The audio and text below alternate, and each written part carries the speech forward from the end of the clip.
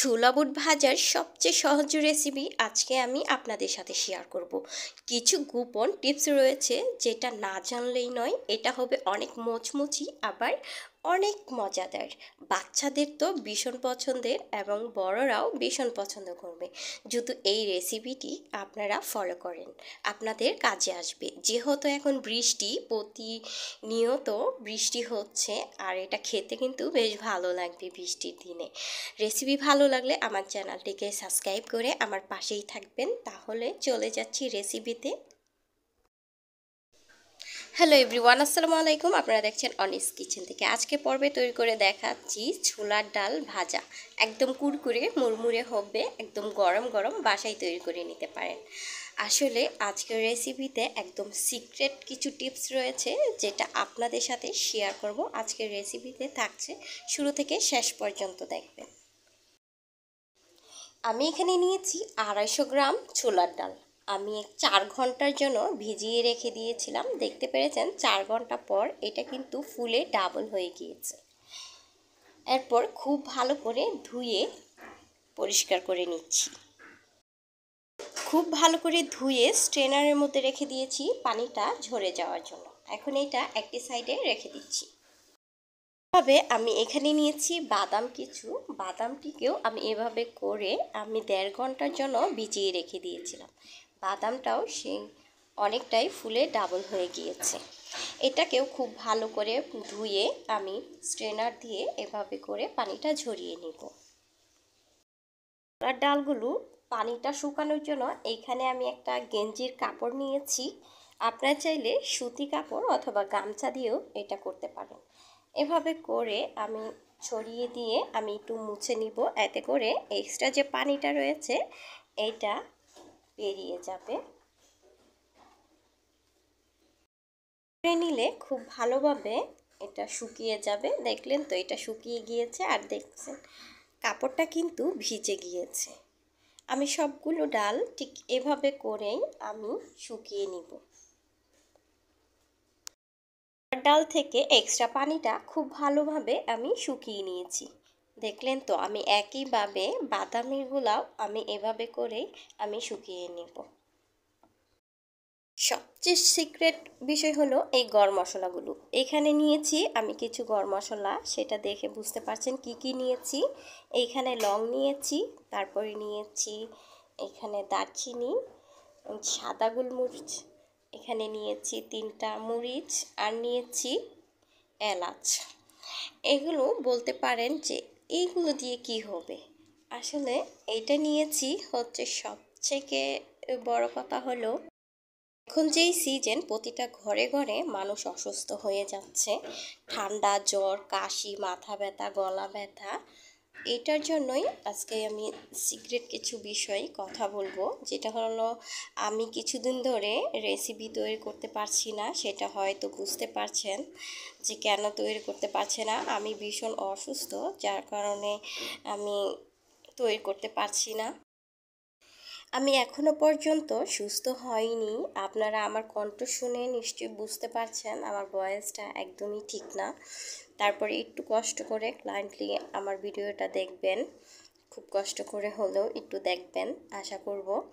আর এখানে যে নিয়েছি আমি অসুস্থ থাকার মধ্যে আমি এই ডাল ভাজাটা আমি তৈরি করেছিলাম। আমি ঠিক এই উপকরণগুলো দিয়েছিলাম, যার কারণে আমার কাশিটা আর গলা ব্যথা একদমই চলে গিয়েছে, ভ্যানিশ হয়ে গিয়েছে, যেটা আপনাদেরও অনেক কাজে আসবে আপনারা যদি এই রেসিপিটা ট্রাই করেন। ঠিক হুবহু এইরকমভাবেই যদি আমার রেসিপিটা দেখে ফলো করে এভাবে সেম টু সেম তৈরি করেন, তাহলে ইনশাল্লাহ ভালো রেজাল্ট পাবেন আমি আশা করি। এখন এই মশলাগুলোকে যেটা করব, আমি একটু চুলায় টেলে নেব। অল্প আছে 2 মিনিটের মতো আমি মশলাগুলোকে একটু মচমচা করে ভেজে নিচ্ছি। ভেজে নেওয়া হয়ে গিয়েছে। এখন পাটায় বেটে অথবা ব্লেন্ডারের ঝাড়ে ব্লেন্ড করে নিতে পারেন। এদিকে ছোলা বুটগুলো ভাজার জন্য আমি কিছু তেল নিয়ে তেলটাকে বেশ গরম করে নিয়েছি, একবারে টকবক করা গরম তেল। এর মধ্যে আমি ছোলা বুটগুলো দিয়ে দিচ্ছি। এটা দেওয়ার পরে দেখতে পারলেন এটা একদম বাবুল ছড়িয়ে দিয়েছে তেল থেকে। আর এটা এভাবে করে বেশ কিছুক্ষণ আমি একটু চুলার আঁচটা কমিয়ে মানে মাঝারি আঁচে রেখে আমি ভেজে নিব মচমচি করে। ভাজার পর যখন দেখবেন তেলের থেকে বাবুসটা কমে গিয়েছে আর সবগুলো ছোলা বুট তেলের উপরে বেশি গিয়েছে আর এর মধ্যে সুন্দর একটি কালারও চলে আসছে, তখন বুঝতে হবে এই ছোলা বুটগুলো ভাজা হয়ে গিয়েছে। তেলটা ঝরিয়ে খুব ভালোভাবে এগুলো তেলের থেকে উঠিয়ে নিতে হবে। সবগুলো এভাবে করেই আমি ভেজে নেব। উঠিয়ে আরও কিছু দিয়ে দিচ্ছি, এভাবে করেই আমি ভেজে নেব। চালগুলো ভেজে নেওয়ার পর এখন ভেজে নিচ্ছি বাদামগুলো। একইভাবে করে বাদামগুলোকেও ভেজে নিয়েছি। বাদামগুলো যখন দেখবেন যে তেলের উপরে ভেসে আসছে সবগুলো বাদাম, তখন বুঝতে হবে বাদামগুলো হয়ে গিয়েছে। আমি তেল ঝরিয়ে আমি উঠিয়ে নিচ্ছি। বুটগুলো এখানে রেখে দিয়েছিলাম আর এইখানেও আমি বাদামগুলো ভেজে নিয়েছি। এখন চাইলে আপনারা এই খোসাগুলো ছাড়িয়ে নিতে পারেন, খুব সহজে খোসাগুলো উঠে যাবে। এখন আমি একই সাথে মিশিয়ে নিচ্ছি। এর সঙ্গে দিয়ে দিচ্ছি মশলা। আমি এখানে মশলাগুলো যে দেখিয়েছিলাম যে ভেজে নিচ্ছি, ওই মশলাগুলো আমি ব্লেন্ডার ঝাড়ে ব্লেন্ড করে নিয়েছি।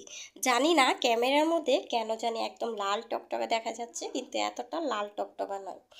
এরপরে আমি এখানে মশলাগুলো অল্প অল্প করে দিব আর আমি উপর থেকে একটু ঝাঁকিয়ে দিব, যাতে খুব সুন্দরভাবে মানে প্রবেশ করতে পারে মশলাগুলো। করে আমি কয়েক ধাপে মশলাগুলো দিয়ে দিয়ে এভাবে করে নিব। আমি একবারে মশলাগুলো দিব না, কয়েক ধাপে ধাপে দিব, এতে করে সবগুলো বুট আর বাদামের সঙ্গে মিশে যাবে। এই কাজটা গরম গরম অবস্থা করলে সবথেকে বেশি ভালো হয়। দিয়ে দেওয়ার পর টেস্টের জন্য আমি দিয়ে দিচ্ছি লবণ। লবণটা আপনারা টেস্ট অনুযায়ী অ্যাড করবেন। একইভাবে এভাবে করে আমি ঝাঁকিয়ে নিচ্ছি। আজকে ছোলা বুট ভাজার টিপসটা আপনাদের প্রত্যেকের অনেক বেশি কাজে আসবে। টিভি দেখতে দেখতে এটা যদি নিয়ে বসা হয়, টিভি দেখতে দেখতে এটা খেতে সেই ভালো লাগবে। আশা করব আপনাদের অনেক বেশি ভালো লাগবে। ছোলা বুটগুলোকে ঠান্ডা করে এরকম কাচের বয়মে সংগ্রহ করে খেতে পারবেন 1 মাস। এতে কিচ্ছু হবে না, একদম মচমচি থাকবে, এটা কিছুই হবে না। অবশ্যই চেষ্টা করবেন কাচের বয়ামে সংগ্রহ করার। বলতে পারেন যে এটা কাঠের মতো শক্ত হয়ে গিয়েছে ভাজার পর, কখনোই না। আমি হাত দিয়ে একটু চেপেও একটা দেখিয়ে দিচ্ছি কতটা নরম হয়েছে। দেখলেন তো, এটা ধরলেই ভেঙে যাচ্ছে। এটা মচমচিও হবে, আবার ধরলেও এটা ভেঙে যাবে, একবারেই শক্ত হবে না। আশা করব আজকের রেসিপি ভালো লেগেছে। ভালো লাগলে আমার সঙ্গেই থাকবেন। আজকে এখানেই বিদায় নিচ্ছি। সবাই ভালো থাকবেন, সুস্থ থাকবেন। আল্লাহ হাফেজ।